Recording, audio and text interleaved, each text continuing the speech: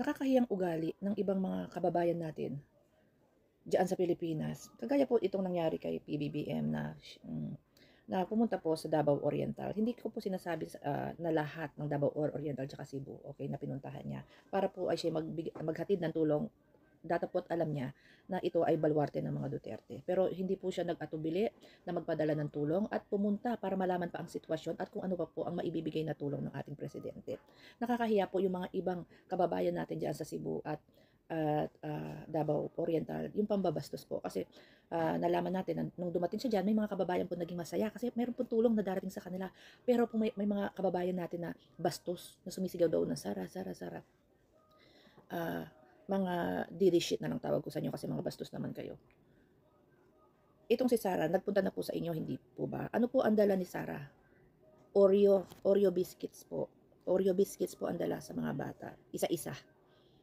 Tapos, pa-picture. Masaya na po kayo doon? Yung po ba ang gusto ninyo? Yung makikita nyo nga pero walang dalang tulong. Ano dalang tulong?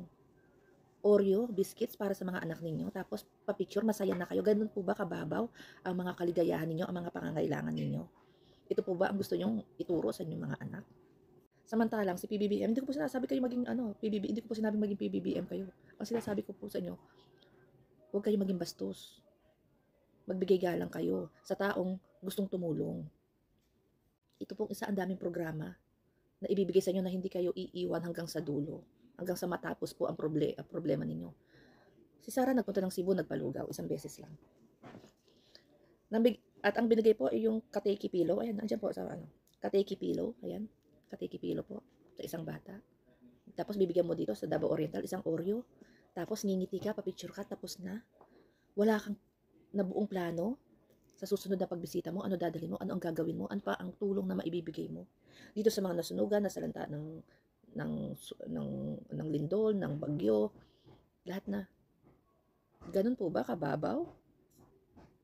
Ang kaligayahan, ang inyong ang kaligayahan ninyo sa mga politiko? Nakalimutan nyo na yung mga pangangailangan ng pamilya ninyo. Diba? Nakakahiya. Nakakahiya po yung pag-uugaling ganyan. Pinapakita nyo po kung gaano kayo kabastos. Hindi ko po nilalahat uli ha. Pinapakita nyo lang po kung gaano po kayo kabastos, kamangmang uncivilized. DDS, ba't di nyo pakita sa mga Pilipino, sa amin, na kapag may bumibisita sa inyo para magbigay ng tulong, magbigay galang kayo, marespeto kayo, hindi kayo mga bastos. Ganito ba ang mga dabawin nyo, mga bastos? I don't think so. Kasi may mga kaibigan akong dabawin nyo. Respectful, magalang, makonsiderate. Sinisira nyo ang imahe ninyo. Kayo mismo nagpapakita kung gaano kayo kabastos. Hindi ko kayo masisisi kung yan lang ang kaligayahan ninyo. Small Oreo, pa-picture, ngiti, Kateki Pillow.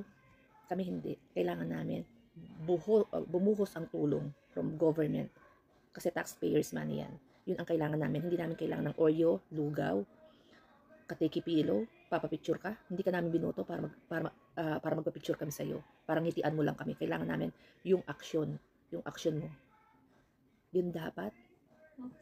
Diba? Nakakalungkot po yung pinapakita nyong ugali, na pinapakita nyong wala kayong pinag-aralan, diba? Walang manners, mangmang, ano pa ba, uncivilized, hindi kayo marunong tumanggap ng bisita galing sa labas, lalo na presidente pa naman, diba? Buti pa nga pa ako, ihahalin tulid ko po kayo sa pako. Buti pa ang pako kapag pinukpok bumabaon. Kayo po hindi. Hindi po kayo natuto sa buhay. Hirap na nga po kayo sa buhay, panatiko pa kayo ng politiko.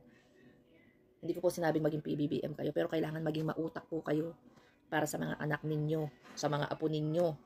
Huwag niyong ipamana yung pagiging panatiko nyo sa politiko. Isipin nyo po yung mga kinabukasan nila. Ang kailangan nyo po, tulong.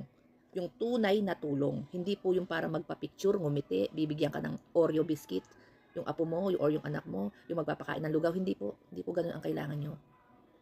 Kami nga hindi namin kailangan pero alam namin yung talagang kailangan ninyo. Kasi mga nasalanta kayo. Hindi man kayo, yung mga kapitbahay ninyo. Yung kapwa nyo dyan. Diba? Nakakalungkot po yung pag-uugali nyo. Hindi lang nakakalungkot, nakakahiya.